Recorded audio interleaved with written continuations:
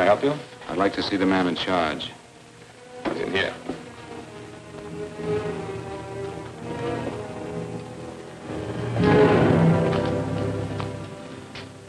I want to report a murder. Sit down.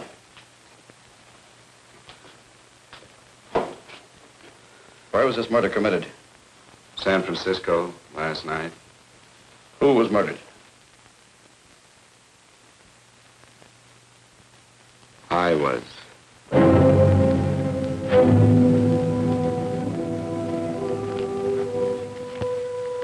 Well, do you want to hear me out or don't you, Captain? I don't have very much time. Your name Bigelow? Frank Bigelow? That's right. Answer the San Francisco APB. Send it direct to Inspector Bannon at Homicide.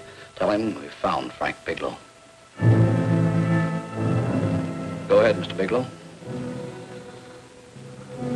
Well, this involves some other people, Captain. A number of other people. You tell it any way you like. I live in a little town called Banning out on the desert. It's on the way to Palm Springs. I have a small business there. Paula? Yes, Mr. Bigelow? Give me a copy of Miss Hollis's 48 tax return, will you? Oh, you better get the 47, too. Yes, Mr. Bigelow. I don't think we took any depreciation on that new equipment last year. No, we didn't. I remember you said we could include it all this year. Sure we can. Hey, Frank. Yeah, well. Peterson says he wants a financial statement before he can give me my loan. Hello, Kitty. I will. Well, I'm leaving for San Francisco today, but I'll be back in about a week. I'll take care of it for you then. Sure is a scorcher, isn't it? Well, I've seen him worse. Well, have a nice time, Frank. Yeah, thanks, Will. Paula, why don't you come down to the place and let me give you another permanent? Makes your hair so much easier to manage in all this heat. I can't afford it right now. Maybe next month. Yeah, here it is. No, we didn't take it. Well, we can do it this year. You work it out any way you think best. Have a nice trip, Frank. Sure, Kitty. See you when I get back. Bon voyage. Why don't you come down anyway, Paula? We'll work out a deal on that permanent. Thanks. Maybe I will. Hello? Oh, hello, Mr. Hawkins. Just a moment. Do you want him to send your ticket over? No, I'll pick it up myself. No, never mind. Mr. Bigelow will pick it up at the station. Bye.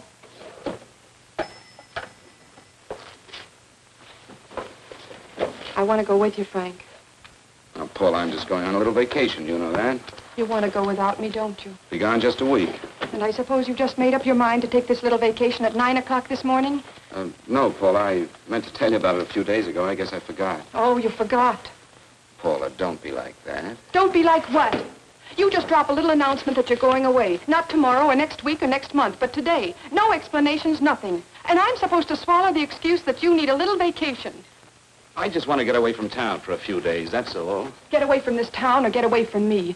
Oh, Paula, please try to understand. How can you ask me to understand anything like this? No, I'm sorry, but I don't understand. Go to San Francisco, but don't expect me to be waiting for you when you get back.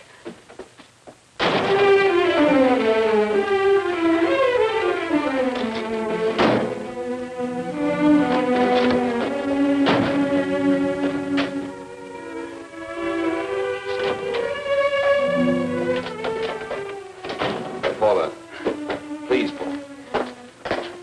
Come on, turn around, look.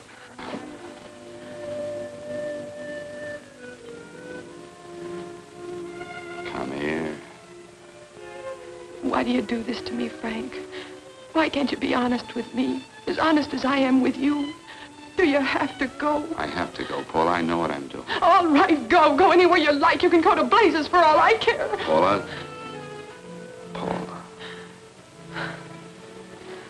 Yes, I know I'm being foolish. Come here.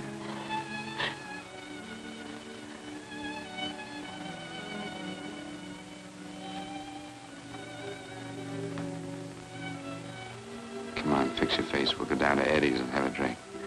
All right, why not?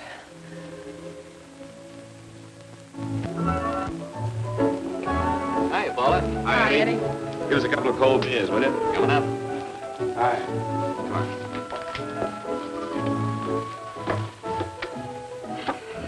relief. This air conditioning feels good. I sure wish we had it in the office. It'd make working a pleasure. Well, if it stays this hot, don't bother going in the rest of the week. I win 2 races today. How many did you lose? Now, you would have to ask that. Kind of early for you two, ain't it? Too hot to work. That's what I like to hear.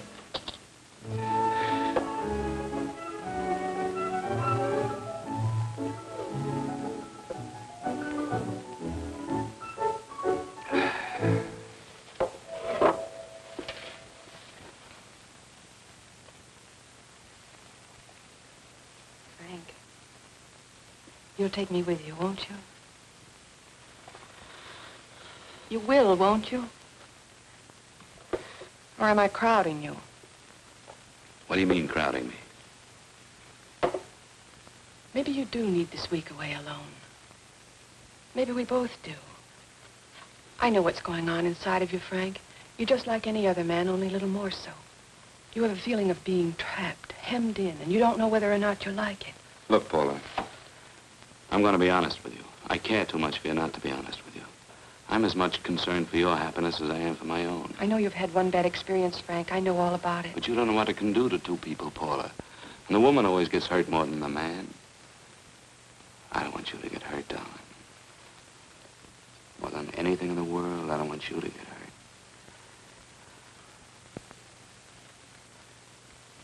Want to hear some music? All right, Frank. Got a couple of nickels, Eddie? Yeah. This won't bother you, will it? Next result doesn't come in for half an hour.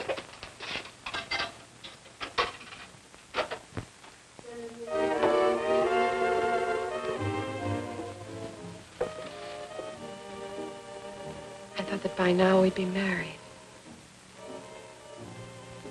No, I'm not going to crowd you anymore, Frank. Go to San Francisco. I don't like it, but I'm convinced that you must go. I want you to be very sure, Frank. If it's right, and I believe it is, we'll have something really wonderful together. If it isn't, we should both know it as soon as possible. So you see, even if I could stop you, I wouldn't do it now.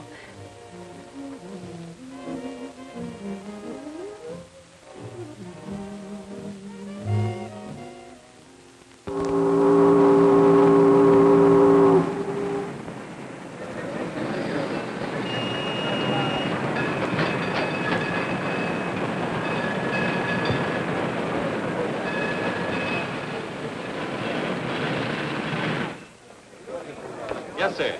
My name is Bigelow. I have a reservation. Yes, sir.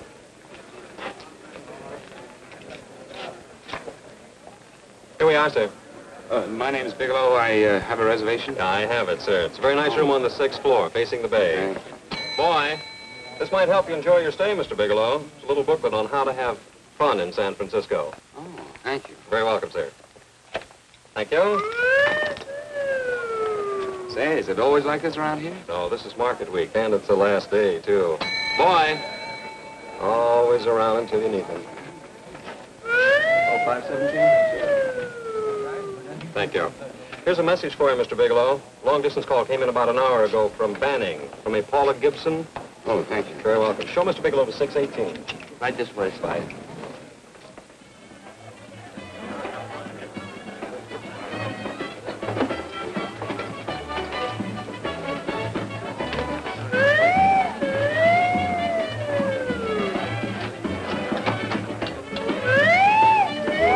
Mr. Bigelow.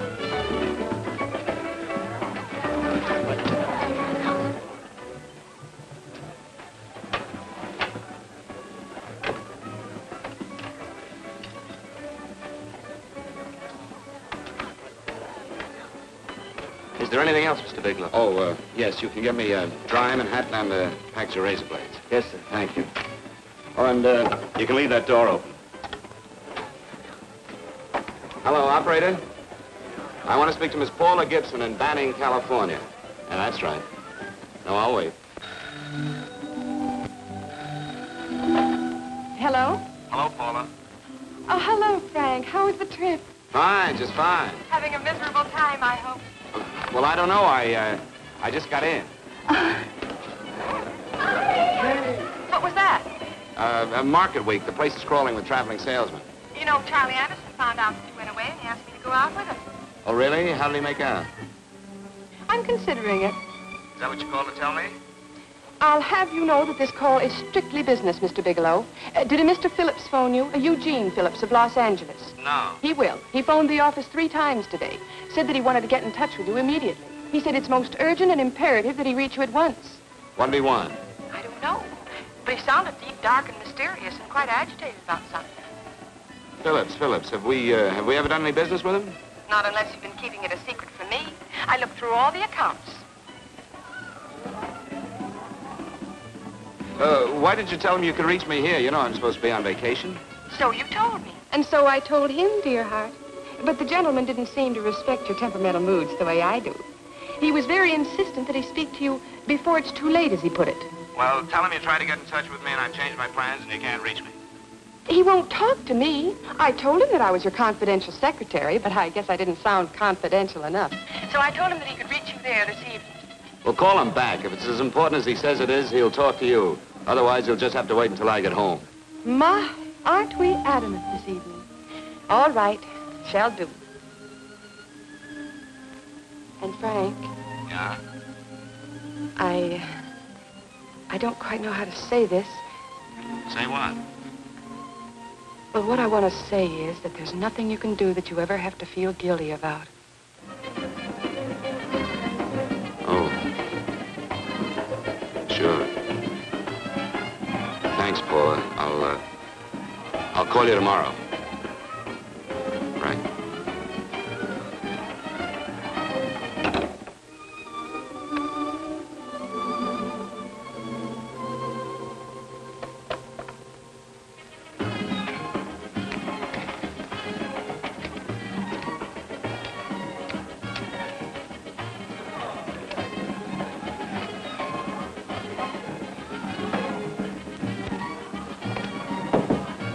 Oh, just put it there, please. You can keep the change. Thanks very much. Say, how long has this been going on? Oh, it's been a madhouse all week, but they check out tomorrow. Oh? I thought you were with them. No, I'm just here on a vacation. Why does everybody come to San Francisco and tear loose? Excuse me. Say, I'm awfully sorry to bother you, but would you mind if I use your telephone? No, go right ahead. I'm just across the hall here. One of the boys is using my phone, and he's been on it for a half hour. I just want to call downstairs. Yeah, sure. Thank you. Room service, please. Hey, things really picked up the last few days, didn't they? You right up much business? Well, I'm not here on business. Oh, room service? It's Mr. Haskell in 617. Yes, that's right. Would you send up 3 more bottles of bourbon and 2 scotch? Yes, that's right. Oh, and some more ice, too. Yeah. All right, thank you. You here all alone? Yes, I just got in town. Well, why don't you join us for a drink? Well, I don't want to barge in on your party. Oh, nonsense. It's not a party. Just a few of the boys entertaining some buyers. You know, the usual thing. A few drinks and some laughs. It's no party. Come on. Well, Come on. All right. I know what it's like to be all alone in a strange city. I'm Sam Haskell. I'm Frank Bigelow. You think some of these guys never been away from home before? Yeah. Hey, quiet down a minute. Hey, will you quiet down a second? I want you to meet Frank Bigelow. Hello. This is Jane Carlisle. Hello. Bill Welch. How are you, Mr. Wells? Glad to know you, Bigelow. Jane's the prettiest buyer in San Francisco. Oh, hey, I resent that. You don't think I believe him, Elaine? Well, he spreads that from coast to coast. Oh, gee. But it's good for my morale anyway. I'm George Cantwell. Glad to know you, Mr. Bigelow. Bigelow, yes. Right on much business? He's not here on business. Oh? Well, Well, why don't you get the man a drink before he dies of thirst? how about a little bourbon? Well, that's fine. Bourbon it is. Of course, Mr. Wallace. Yes, Mr. Wallace.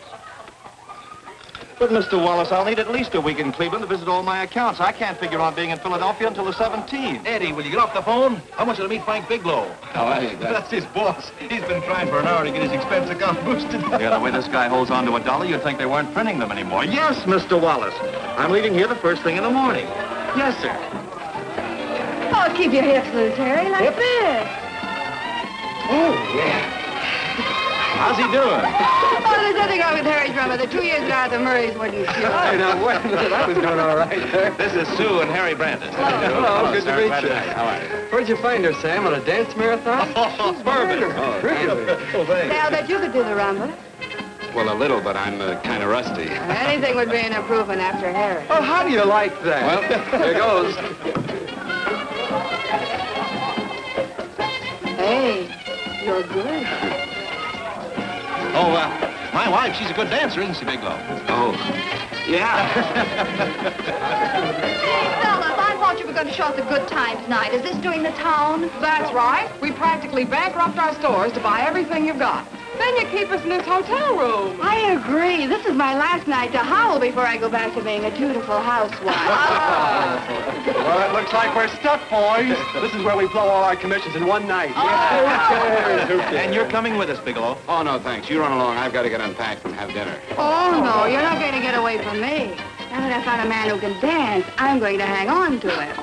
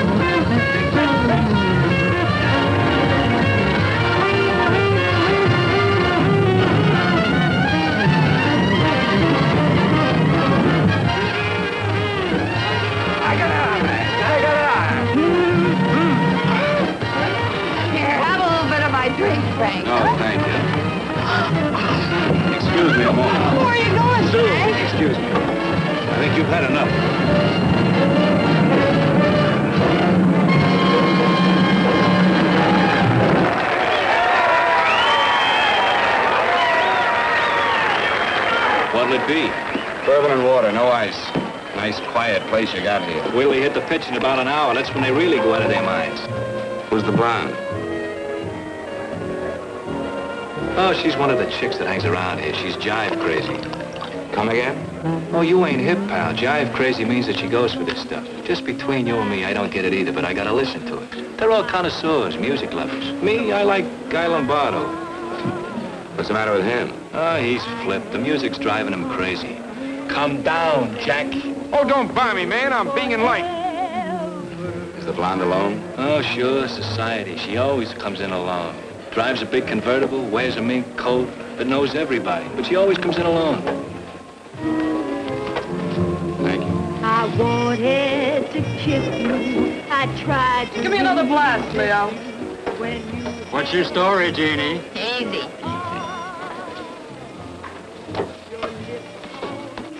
Hello. Easy. Dig the fisherman. Oh, that's really silk, isn't it? Can I buy you a drink? Sure thing. Give me a blast, Leo. Leo, I left my blast at the other end of the bar.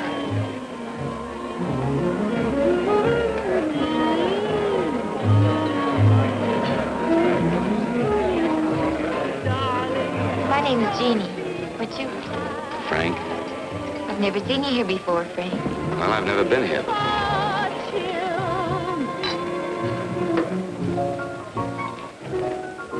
This isn't mine. Mine was bourbon. Well, sure it is. You saw me pour it. Give me a fresh drink. Anything you say. Oh, listen to that piano. Feel those vibrations. You don't get your kicks out of this, do you? I can live without it.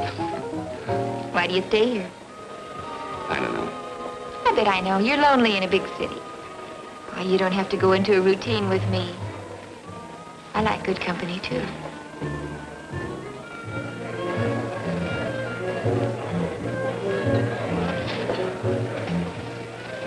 Say, there are some people there I want to avoid. Couldn't we get out of here? Let me think about it. Oh, come on. How about going somewhere else, then? Why don't you meet me later? Okay. Where?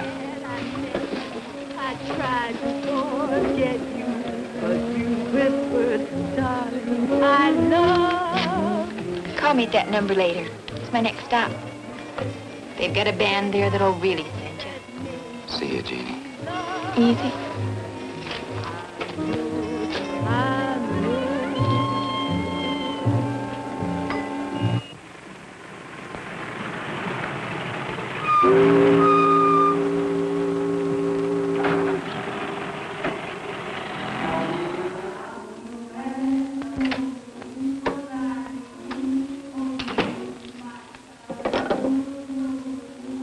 Never mind, operator.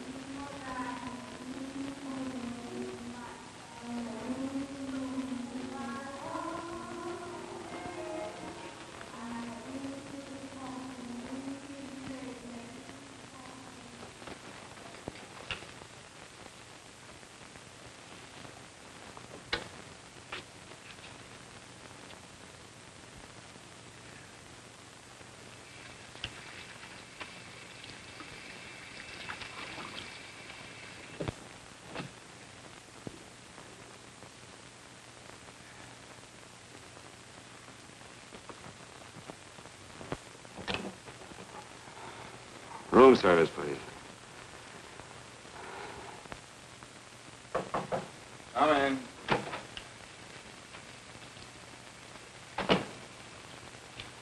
Be right with you, waiter. Yes, sir. Rest well, sir? Yeah, sure. May I? Go ahead.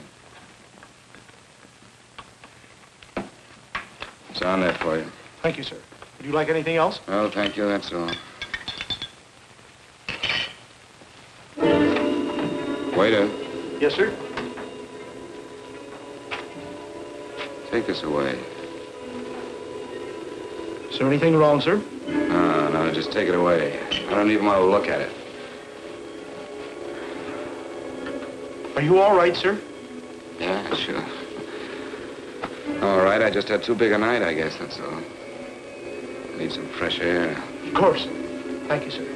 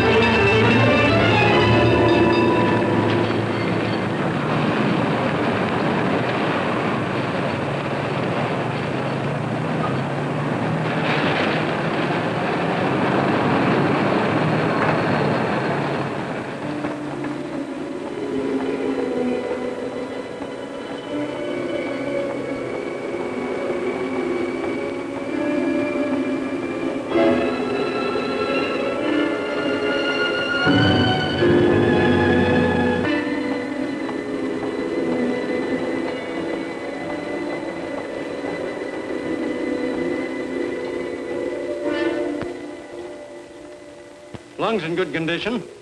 Blood pressure normal. Heart fine. Well, it's a good thing everybody isn't like you, Mr. Bigelow. Put us doctors out of business. I'm glad to hear it, Doctor. I was a little worried. Don't let a little bellyache worry you. Could be just a change of climate. Well, it isn't exactly an ache, Doctor. It's kind of hard to describe the feeling. Maybe it was the drinks I had last night. I might have mixed them too much, huh? Let's have another look at that throat. You may finish dressing now, Mr. Bigelow. I want to get the results of those tests we took. Thank you, Doctor.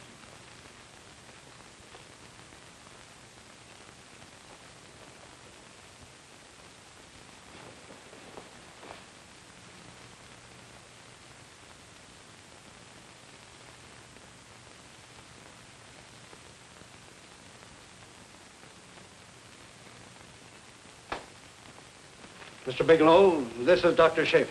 Hello, Doctor. How are you? Sit down, Mr. Bigelow. According to the information you gave Miss Wilson, you're not married, Mr. Bigelow. That's right. Do you have any relatives, family, anyone in San Francisco? No, no one. I don't know a soul in San Francisco. Where is your home? What is this, Doctor? Why all the questions? You're a very sick man, Mr. Bigelow. Sick? But you told me I was in good shape. Yes, I know. But my preliminary examination didn't reveal your true condition. You sound as if it's pretty serious, Doctor. It's extremely serious. I want you to understand that we wouldn't tell you something like this unless we were absolutely certain. Well, of course, of course. You must steel yourself for a shock, Mr. Bigelow. Well, go on, Doctor. What is it you're trying to tell me? Our tests reveal the presence in your body of a luminous toxic matter. What is that exactly? A poison that attacks the vital organs. Poison? We have no alternative but to tell you this. Your system has already absorbed sufficient toxin to prove fatal. I wish there was something that we could do. What do you mean, wish? You mean there's nothing? There is nothing anyone can do. This is one of the few poisons of its type for which there is no antidote. Well, this is fantastic. This is the most ridiculous thing. You don't have very long. What do you mean? A day, possibly a week, 2 weeks at the outside. It's hard to say exactly. Well, this is impossible. I don't believe it. You've made a mistake. That's it. It could be a mistake, couldn't it? You have made a mistake, haven't you? Answer me. Dr. Schaefer is an authority on toxicology. Been no mistake, Mr. Bigelow. Do you realize what you're saying? Well, you're telling me that I'm dead. Do you think you can explain my life away in just a few words? Why, I don't even know who you are. Why should I believe you? You must calm yourself, Mr. Bigelow. We want to offer you every assistance that we... Assistance? Who wants your assistance? Who wants anything from you? You're nothing but a couple of phonies. Why, I think you're crazy. That's it. You're crazy. The both of you. You're crazy.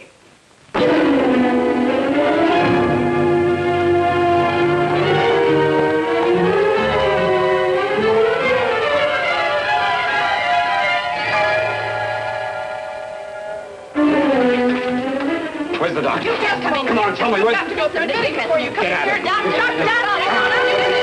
What's the trouble here? What's the matter with you? Doctor, I want you to examine me for luminous poison. Come right in here.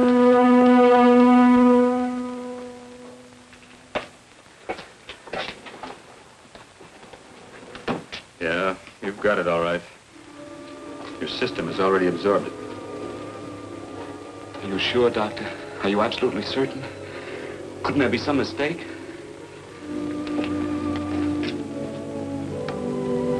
There it is. Toxin is actually luminous in the dark. Now there's no doubt about it, Bigelow.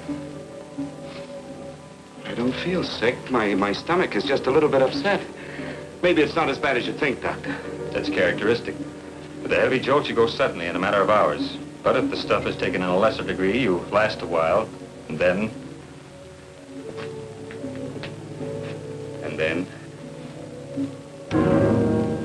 Give it to me straight, Doctor. Well, a number of things are involved. The systemic condition of the individual, the amount consumed, exertion. Yes? You won't feel too badly for a while. Then it will happen suddenly. A day, 2 days, a week at the most.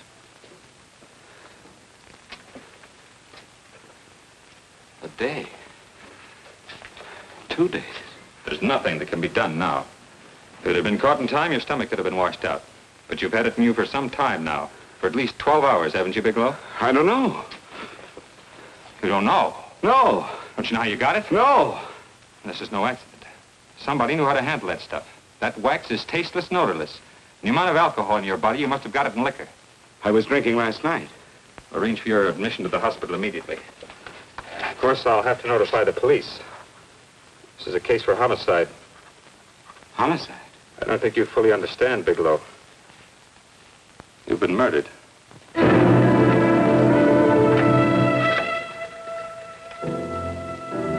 Get me police headquarters, please. Homicide Bureau.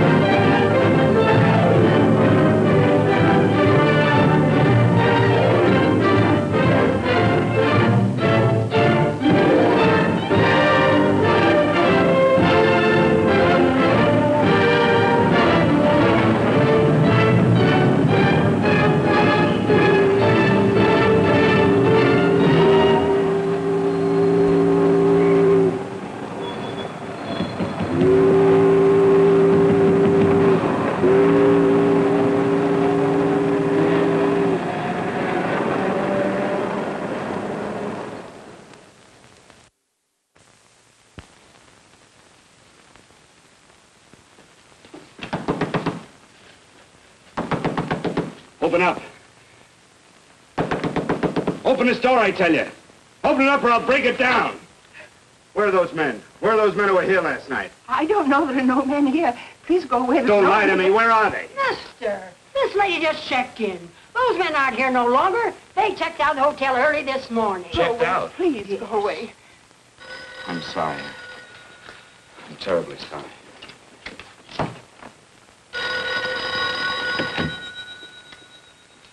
Hello? Please, Mr. Bigelow, my eardrums. Oh, hello, Paula. Your enthusiasm overwhelms me. Why haven't you phoned me, or is there a quota on telephone calls up there? I'm sorry. I've been busy. I'll bet you have. Visiting the museums, no doubt.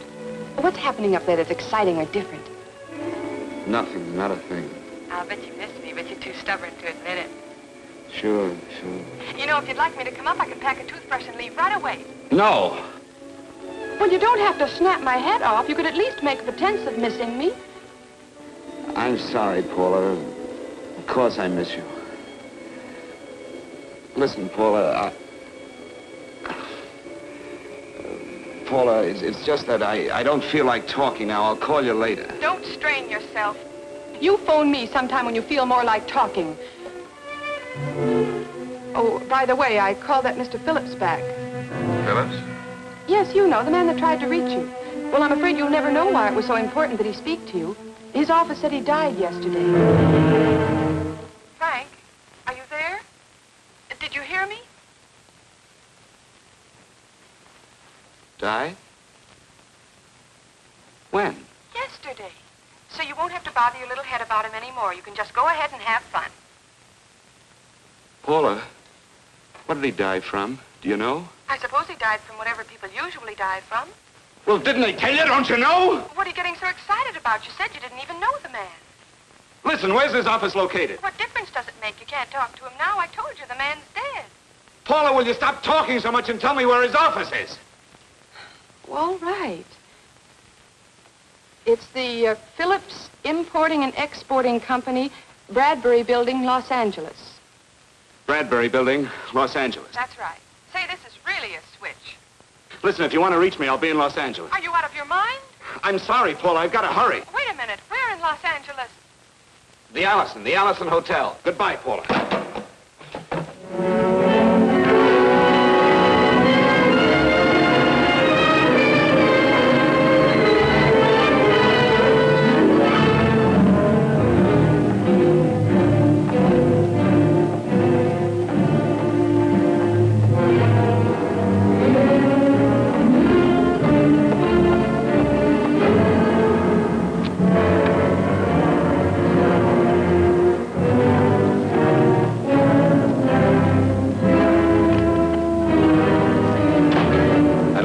Someone in charge here. What is it in regard Well, it's a personal matter. It's quite urgent.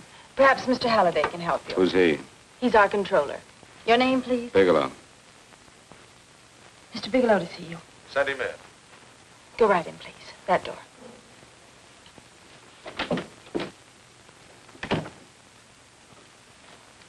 Mr. Bigelow? How are you, Mr. Halliday? What can I do for you? Well, Mr. Phillips phoned my office several times yesterday. I'd like to find out what it's all about. You know Mr. Phillips died yesterday? Yes, I know. Well, I don't understand. If he phoned you, didn't he tell you what it was about? Well, he didn't speak to me. I wasn't in my office at the time, and he wouldn't tell my secretary. Well, I'm afraid I can't be of much help, Mr. Bigelow. I've no idea why Mr. Phillips tried to reach you. I'm sorry you had to make the trip for nothing. How do you know I made a trip? I didn't say anything about making a trip. I merely said he phoned my office. My office could be here in Los Angeles. Miss Foster, Yes? didn't you mention something yesterday about Mr. Phillips speaking with Mr. Bigelow in San Francisco? I said that he had phoned Mr. Bigelow's office in Banning, but that Mr. Bigelow was staying at the St. Francis Hotel in San Francisco.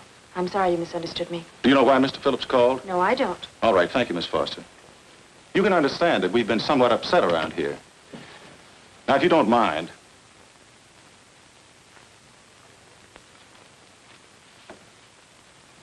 Did Mr. Phillips have a wife, family, anyone that could help me? you can't intrude on people at a time like this just to satisfy some curiosity. It isn't just curiosity. Then I suggest you wait a week or so. I can't wait. Well, I'm sorry you'll have to. Well, there's always a phone book. You're a pretty aggressive fellow, Bigelow. Are you quite sure that this is as important as you make it appear to be? It's important. Mrs. Phillips lives at the Sunset Arms Apartments. Thank you. I needn't tell you she's under a strain.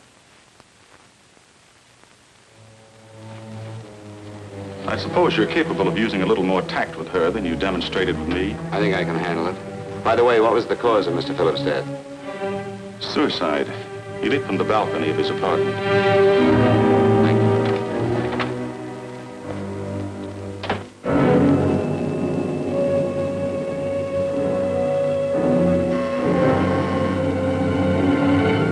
Come in, Mr. Bigelow.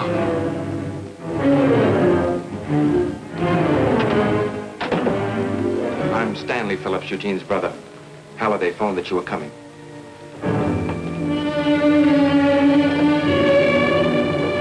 This is my sister-in-law, Mrs. Phillips. I'll try to make this as brief as possible, Mrs. Phillips. I'm afraid I can't be of any help to you, Mr. Bigelow. I haven't the slightest idea why my husband wanted to speak to you. Well, I guess Halliday covered just about everything. Did your husband ever mention anything about me, Mrs. Phillips? Anything at all? No. I can't recall Eugene ever having mentioned your name.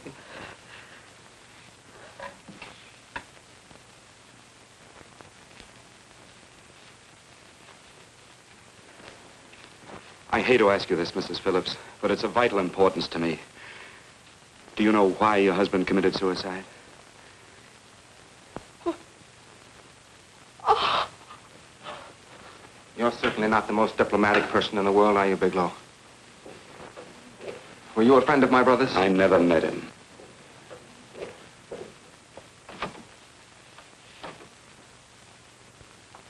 My brother was in a jam, a pretty bad jam. He was arrested 2 days ago. He sold some iridium to a dealer by the name of Majak. It's a very rare metal, very costly. Anyway, the iridium turned out to be stolen. He was released on bail yesterday, but he faced a pretty stiff prison term. Men have committed suicide for less. Yes, I know. That's how the police feel about it. What puzzles me, though, is this crooked deal. Knowing Eugene, you wouldn't say he's the type of man to be mixed up in anything like that, now would you? I told you I never met him. That's right, so you did.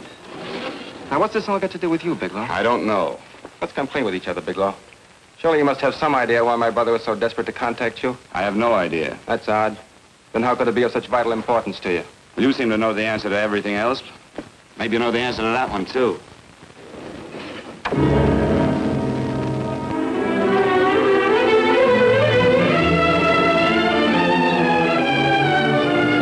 There's a message here for you to call operator 82 at Banning. Oh, thank you. Show Mr. Bigelow to room 821. Say, would you have the operator put this call through to my room right away? I'll take it up there. Thank you. Hello, operator.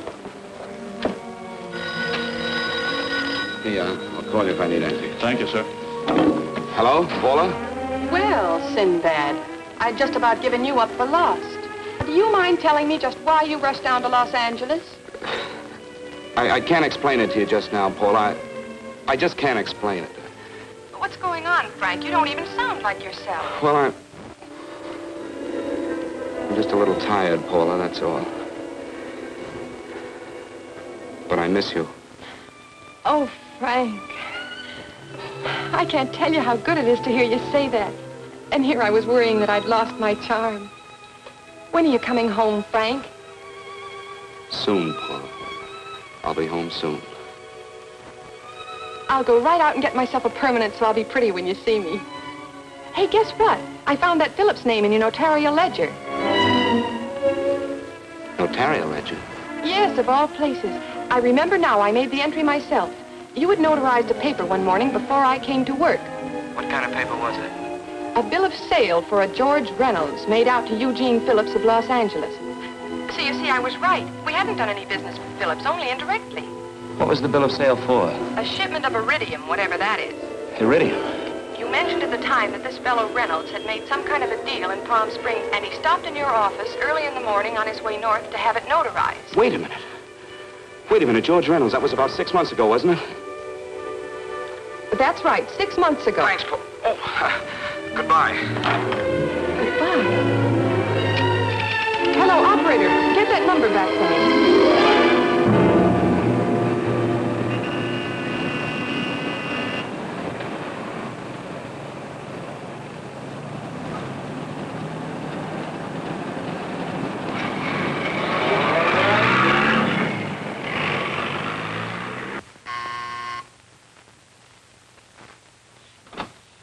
I've got to talk to you, Mrs. Phillips. Please, go away. I want to be left alone. But I found out why your husband wanted to see me. It was in connection with a bill of sale. Come in. Thank you. What do you know about a man named George Reynolds? George Reynolds? Yes. Why, that's the man my husband claims sold him the iridium. And what did Reynolds claim? Reynolds disappeared. Yes? About 2 months ago, my husband grew suspicious that something was wrong. Since then, he tried in every way to locate Reynolds, but could find no trace of him. But I don't get it. Your husband could have proved he made a legitimate deal by showing the bill of sale he got from Reynolds. Then there was a bill of sale? Yes, of course there was. My husband swore there was, but at the time of his arrest, he couldn't find it. It was mysteriously missing. Well, then, if your husband could have shown proof, it would have been George Reynolds who would have faced the prison term. Eugene was convinced that Reynolds had stolen the bill of sale. He was the only one who had reason to eliminate evidence of the transaction. Thank you, You've been very helpful. Oh, if you'd only come sooner, Mr. Bigelow. My husband might be alive today. I know.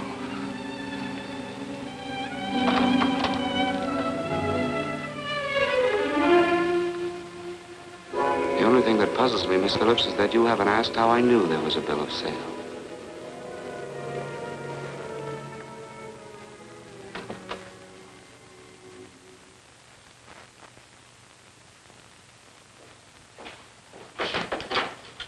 Mr. Holliday isn't in. He should be back shortly. I think you're the one who can help me, Miss Foster. Mr. Phillips tried to reach someone else before he called me yesterday, didn't he? Why don't you ask Mr. Holliday? Obviously, Mr. Holliday wasn't here yesterday, or he wouldn't have had to learn from you that Phillips called me. And you're the logical person to know who else Phillips called. I don't believe that's any of your business, Mr. Bigelow. Don't think you're revealing anything confidential, Miss Foster. I know that he tried to reach somebody else. Mrs. Phillips told me. You're bluffing, Mr. Bigelow. I don't know what you're after, but you're trying to trick me. Mrs. Phillips didn't tell you a thing. How do you know that? Mrs. Phillips knows nothing about it. She doesn't. Well, why wouldn't she? Wait a minute. I was talking about George Reynolds. Who did you think I meant? Just who is it that Mrs. Phillips doesn't know I about? told you before, that's none of your business. All right, young lady, I'm going to give it to you straight. Phillips was murdered. Murdered? I don't believe you. He told me because he needed me to clear him. Phillips was innocent. Innocent men don't have to jump out of windows. Murdered? Just who are you trying to protect, Miss Foster? Why are you so afraid to tell the truth? I'm not protecting anybody. I haven't any more to say. All right, young, listen to me. This thing is going to explode wide open. If you've got nothing to hide, you better start talking. Or maybe you are mixed up. No! Well, then, come on. Mr. Phillips called Marla Rakubian. He went to see her yesterday morning. Who's Marla Rakubian? She's a model. She and Mr. Phillips used to be quite friendly, but he hadn't been seeing her for quite some time. Come on. The last couple of months, he'd been trying to locate her and finally learned where she lived yesterday morning. When he returned from seeing her, he was terribly upset and excited. That's when he had me put in the calls for you. When he couldn't reach you, he went home. The last time I saw him alive. Give me Marla Rakubian's address. I don't think Mr. Phillips realized I was aware of his friendship with Marla Rakubian, and out of respect for him, I never intended to tell anybody. I had no idea that she had anything to do with the trouble he was in. I admire your discretion, Miss Foster. You know, you must be pretty friendly with Stanley, Miss Foster. He knew how desperately his brother tried to reach me yesterday, and he wasn't even here at the time. And now you seem to know all about what happened in Mrs. Phillips' apartment.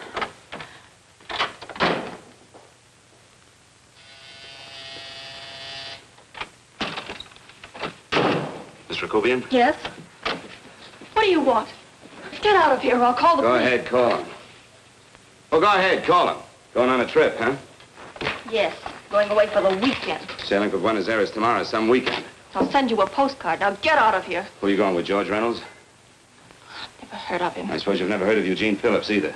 Just who are you? What do you want? Never mind who I am. Where's Reynolds? I told you I don't know him. Now will you get out of here and leave me alone?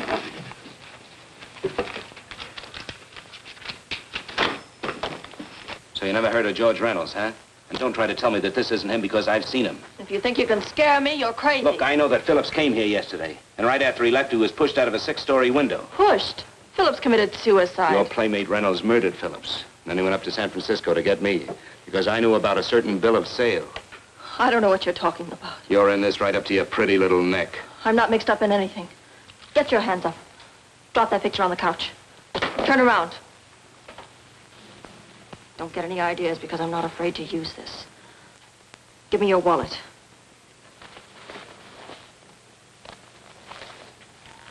Frank Bigelow, Hotel Alex. All right, now where's Reynolds? I don't know. I don't know where he is. Is that what you told Phillips yesterday? I told him exactly what I'm telling you. I haven't heard from him in months. Yeah? You're mighty careful of the picture of a man you haven't heard from in months.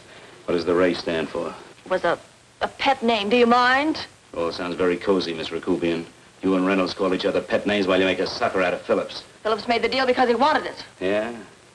I'll bet you weren't above using what it takes to help make him want it. Who's paying for this trip? I am. Really? A first-class trip to Buenos Aires on a model salary. Don't make me laugh. Since you and Reynolds aren't seeing each other anymore, you don't mind if I keep this to you. If I were a man, I'd punch your dirty face in. You know, I really believe you would. Oh, I almost forgot. Your tickets. Don't be surprised if I'm there to see you off.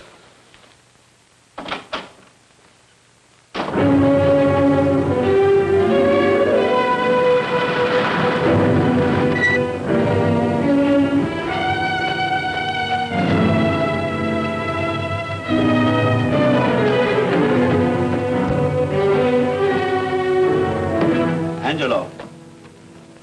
Angelo! Oh, Angelo. Do you remember taking this picture with George Reynolds? I take so many pictures, I can't remember them all. This gentleman is a friend of his and would like his address. We have no card on him. I don't think we ought to do that. He's willing to pay $20 for it. That's the paper we used last year.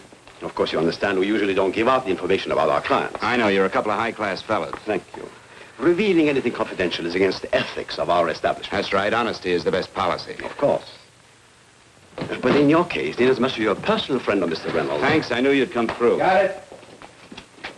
Here it is. We don't have his address. He must have called for the picture. But he couldn't have been a very good friend of yours, mister, because his name is not George Reynolds. It isn't? Well, what is it? It's a... Oh, huh? Oh. Yeah.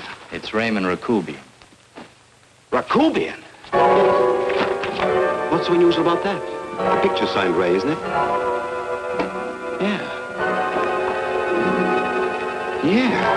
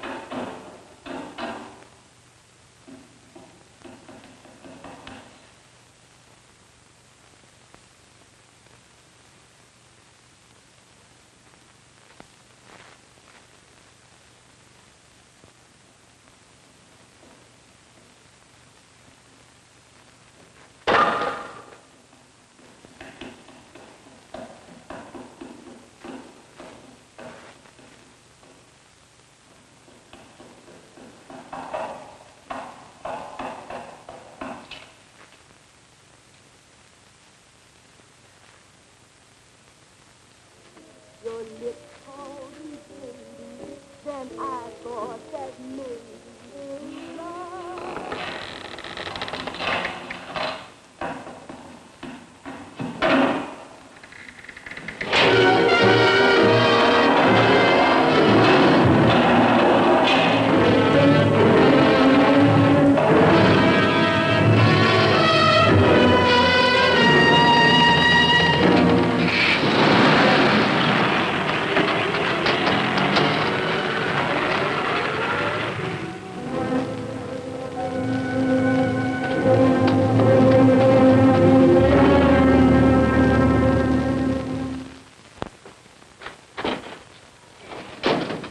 Bigelow, are you all right? Can I get you anything? No, thanks. Do you know this man? No? No, I don't think so. Are you sure you've never seen him? I'm quite sure. Does the name Raymond Rakubian mean anything to you? No, I never heard of him. Why? He also uses the name George Reynolds. This is Reynolds? That's right. Well, where can we find him? That's what I want to know. Tell me something, Halliday. You're the controller here. How come you didn't know about that bill of sale? Phillips made that deal before I came to work here. Yeah, but you still keep records, don't you? For some reason, which is none of my business, Phillips preferred to keep that among his personal papers. Now, does that answer your question? You came in here today asking for some information that you needed, and I tried to be as cooperative as I could. But now you're beginning to annoy me. So get out before I throw you out.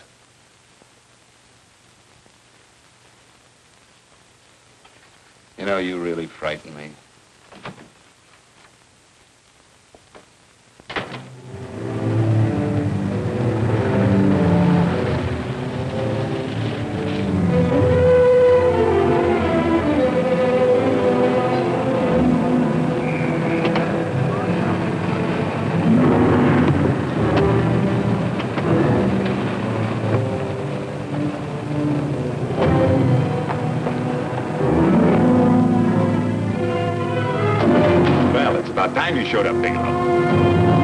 Go ahead, Dave.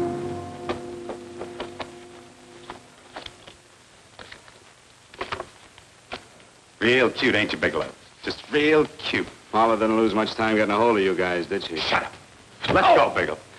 Look at him. He can't take it. Soft in the back. You do that again and I'll kick your face. Lay off, Chester. Cut it out. Shut up! Who asked you? Better let him answer. The clerk might know he's in. Go ahead, Bigelow.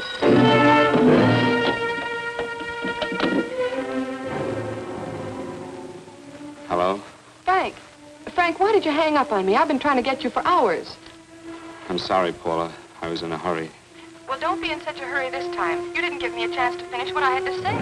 What's the name? I wanted to tell you that McGowan was in hollering his head off because you didn't go over the books. Tell McGowan to get another auditor. Sure. Sure, I'll just do that little thing and lose the best paying account we've got. Do as I tell you, Paula. Frank, are you drunk? Paula, how much we got in the bank? About $2,200. Draw it out tomorrow. Sure. Then what do? Skip town without paying our bills? Forget the bills. You know that coat you always wanted? Buy it. You are drunk. You know, if I didn't have such a good character, I'd be tempted to take advantage of your intoxicated state, Mr. Bigelow. I'm not drunk, Paula. Well, then don't tell me that one day away from me can affect you this way. Cut it short. Paula, Yes? I'm sorry I left you. I never realized how much I love you. But I know it now.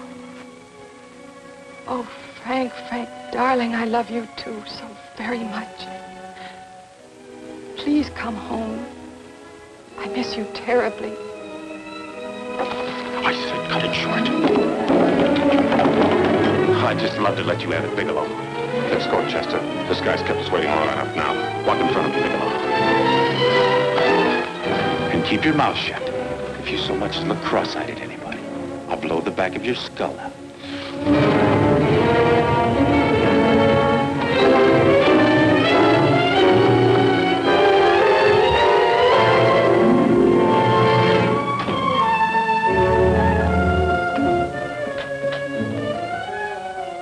This Bigelow's real cute. He wanted to get tough with Chester. He don't know Chester. Did you get the picture? Don't I always get what Mr. Majak sends me after? Majak? That's right. I'm the dealer who bought the iridium from Phillips. I get it. You have Rakubian unload stolen stuff on Phillips with the help of Marla here, and then you buy it back from him. Oh, you certainly made a sucker out of Phillips. What is it, Mr. Bigelow? Exactly what is on your mind? I'm looking for Raymond Rakubian. What? Well, now, Marla here has told you everything else. I'm sure she must have told you that, too. You don't expect me to believe this conversation. So, what is on your mind? I mean, underneath. You forced your way into my affairs, and now I want to know why. I just told you. I'm looking for Raymond Rakubian. Don't get cute.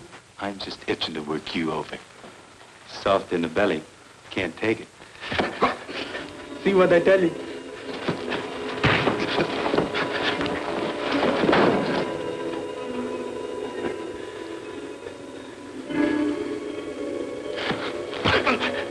Can't do that to Chester. I'm gonna blow your guts out. Easy. Lay off, Chester, not now. Look at him. He's so scared of Chester, he talk now. He's not afraid, Chester. You can tell from a man's eyes when he is afraid. Look at his eyes.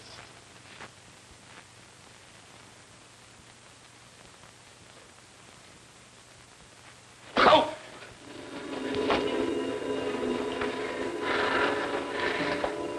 I'm telling you, Majak, you better keep him away from me or he's really gonna have to use that gun. Go away, Chester, please. Do what I tell you, my boy. Please. And help Dave.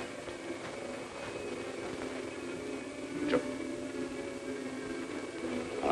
You're in pain. unfortunate boy. He's psychopathic.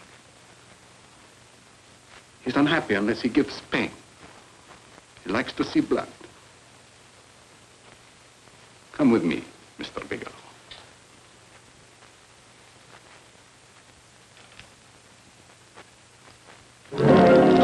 Raymond Rakobian was my nephew. He could not possibly have tried to kill you. He's been dead 5 months.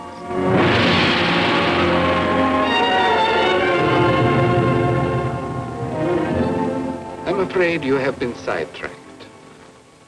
Provided it is true that somebody made an attempt on your life. Somebody made an attempt again today. I had no reason to kill you, believe me. What do you mean you had no reason? I notarized a certain bill of sale. You notarized the bill of sale for Reynolds, not Rakobian. What I told you was true. I had no reason to kill you. That's a closet, Mr. Bigelow. And under other circumstances, you could go home now. But now you present a problem. You know too much, and I am in danger. Chester! Suppose I were able to prove to you that I only want to find the person who tried to kill me, and I won't cause you any trouble. You know I can go to jail for 10 years for this little business. 10 years. At my age, that's my life. That means my entire life. With my life, I do not take chances. I am sorry, believe me. You want Joe to go with you? No. Just Bigelow and me. And baby makes 3. But Major, goodbye, Mr. Bigelow, and forgive me. Let's go, Bigelow. I guess you won't be there to see me off.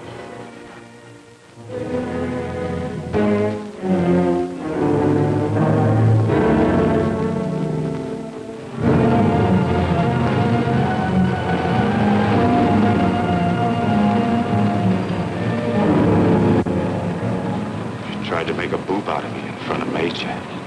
You shouldn't have done that, Bigelow. I don't like that. I'm going to enjoy this, Bigelow. I've done jobs like this before. I knocked off guys I could like. But I don't like you, Bigelow.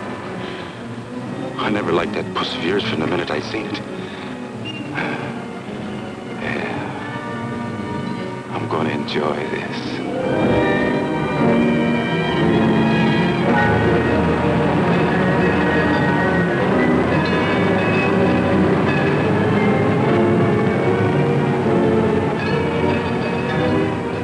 Scared yet, are you, Bigelow? But you'll be scared. Good and scared. I think I'll give it to you in the belly. You don't like it in the belly?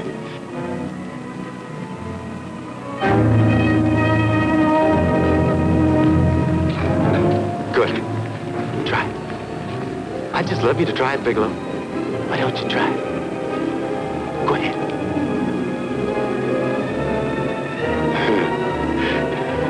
Didn't have the nerve, did you, Bigelow? I think I'll give it to you right in the belly.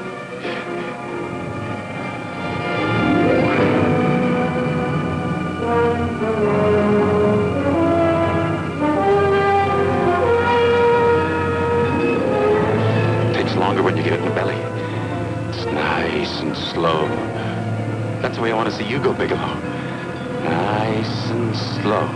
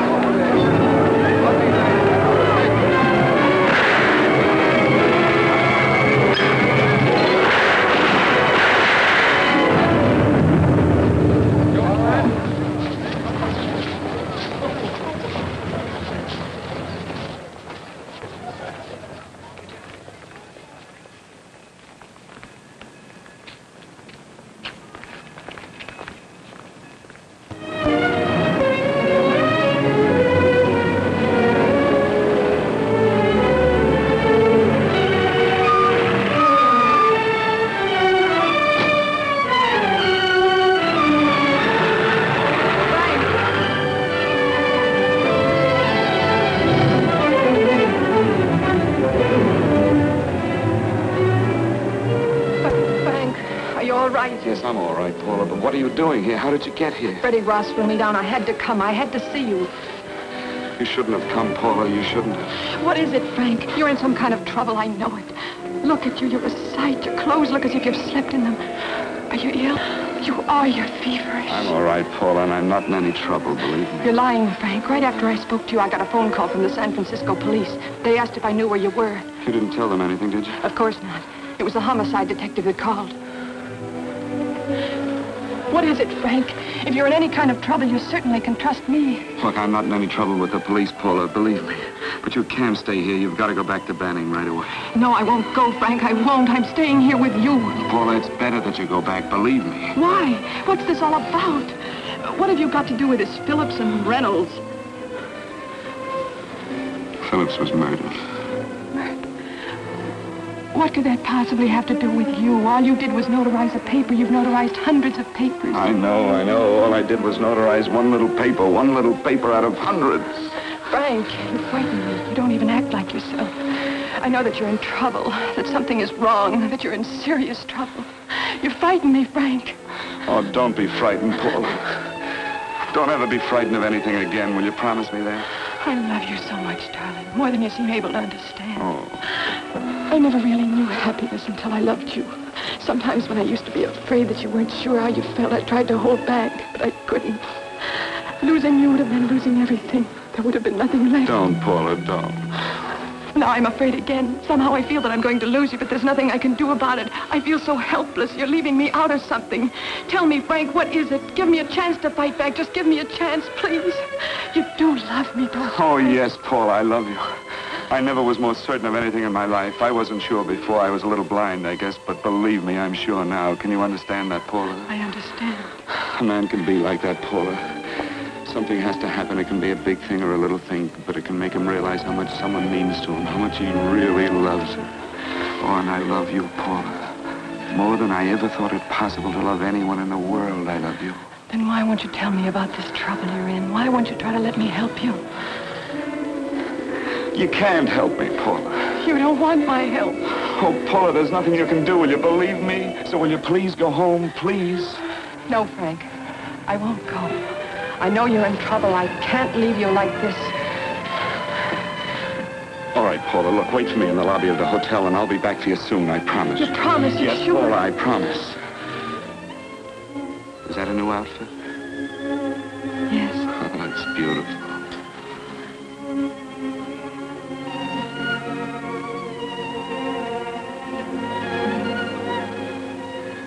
You'll come back to me, won't you, Frank? Yes, Paula, I'll come back, I promise. Please hurry, darling. Oh, I love you. I love you, Paula.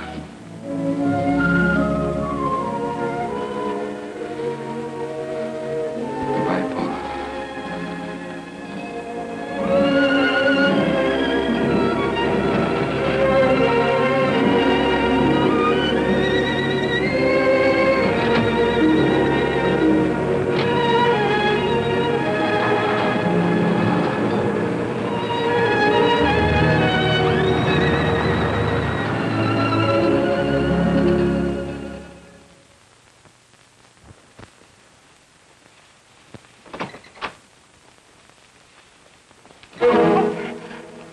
Stanley here?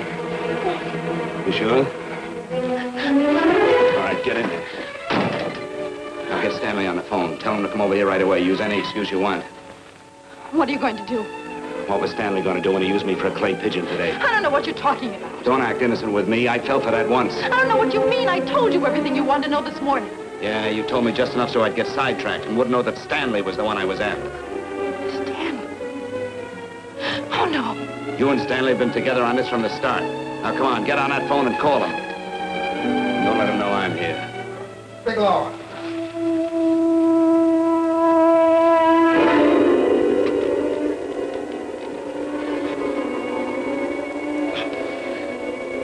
You've been sidetracked, all right. But it was the poor bereaved little widow who did it. Miss Foster found this letter this afternoon. It's in my brother's desk at the office. It's postmarked 2 years ago. It isn't exactly the kind of a letter that a married woman gets from a casual friend.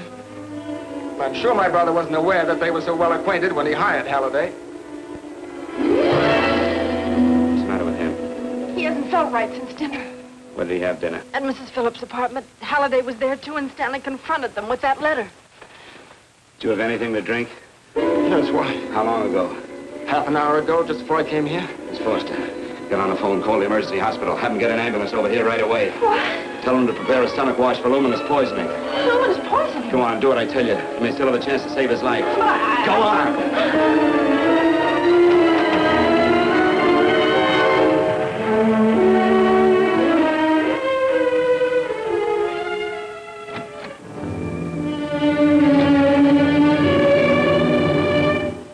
I found George Reynolds, Mrs. Phillips. He's been dead for 5 months. And he didn't steal the bill of sale. No, he didn't. But you could have stolen it. How dare you? You knew who I was when I came here today. But you were surprised to see me alive, weren't you? But I'm not alive, Mrs. Phillips. Sure, I can stand here and talk to you. I can breathe and I can move. But I'm not alive. Because I did take that poison. And nothing can save me. What are you going to do? If I kill you now, I have nothing to lose. No, you've got to listen to me. You've got to give me a chance. But I didn't have a chance. It was Halliday. Believe me, it was Halliday. He made me steal the bill of sale. He planned everything. What about this letter? Your husband knew about you and Halliday. He found it only yesterday. He accused Halliday. They fought, and Halliday pushed him over this balcony. And why me? Why did he want to kill me? Because you could have proved there was a bill of sale, that my husband had no reason to commit suicide. Halliday was desperate. After he killed my husband, he found out about the phone calls to you. He thought you spoke to him, that you knew enough to involve him.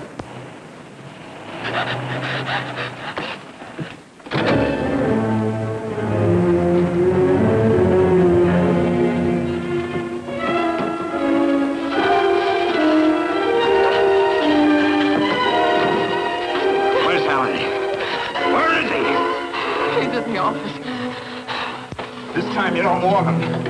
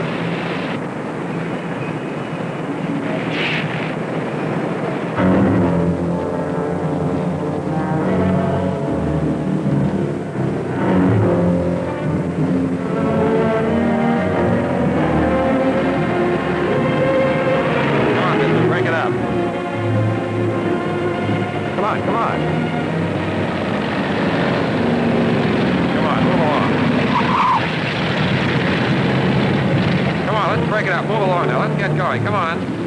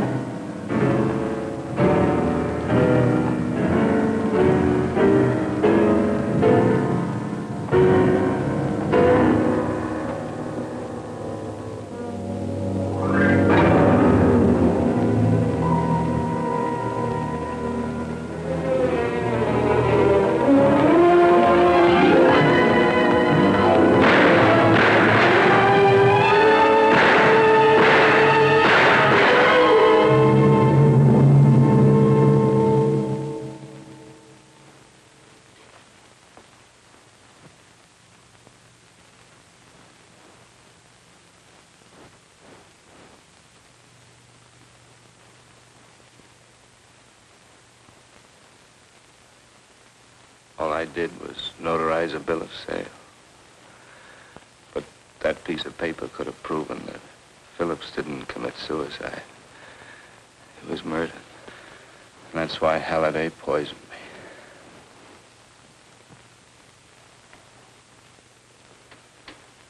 me. Would you?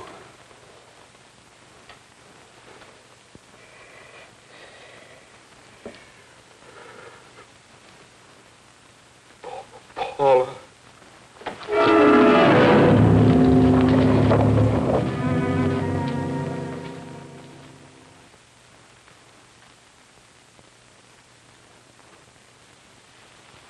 Call the morgue.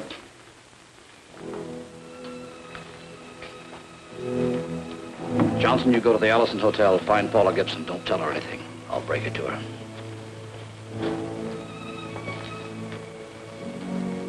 How shall I make out the report on him, Captain? Better make it dead on arrival.